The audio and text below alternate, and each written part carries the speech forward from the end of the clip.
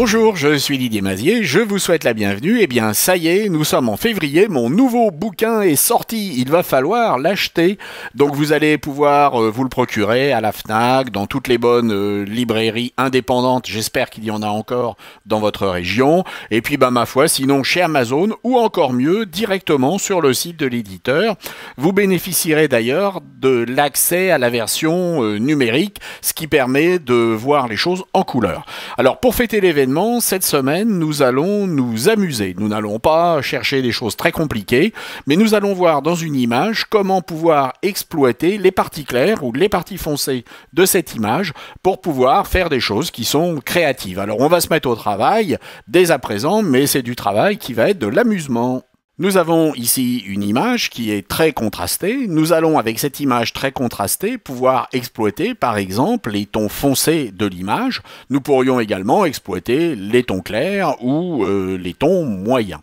Alors, nous allons commencer par transformer l'arrière-plan en objet dynamique, parce que ça peut toujours servir. Et puis ensuite, nous allons aller dans le menu Sélection et nous allons demander à sélectionner par plage de couleurs.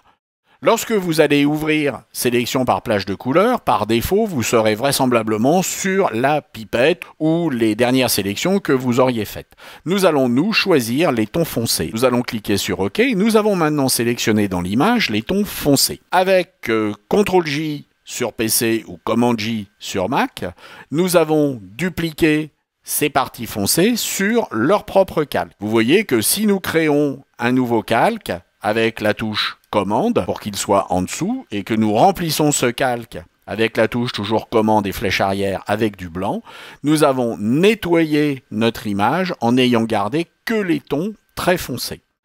Alors on va pouvoir s'amuser, on peut également transformer ce calque en objet dynamique, à toute fin utile, et puis on peut également appliquer un effet, par exemple un effet de noir et blanc sur cette image. Notre image est maintenant en noir et blanc, mais il y a un masque sur cet effet de noir et blanc, ce qui veut dire que si nous peignons sur notre masque, aux endroits où nous voulons que l'effet de noir et blanc ne s'applique pas et voir les choses en couleur, il va suffire de peindre à ces endroits-là avec le noir.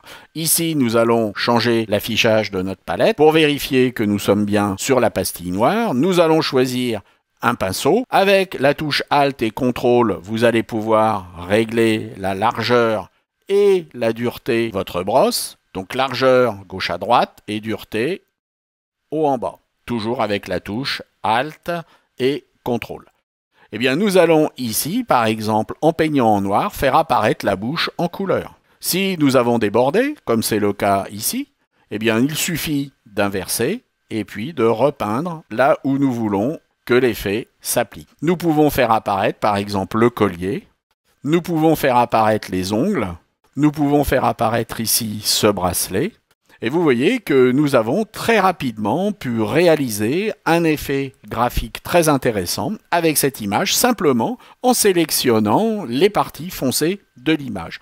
Alors on peut s'amuser à l'infini avec ce système, on pourrait travailler sur les parties claires ou les tons moyens de manière à pouvoir obtenir toutes sortes d'effets.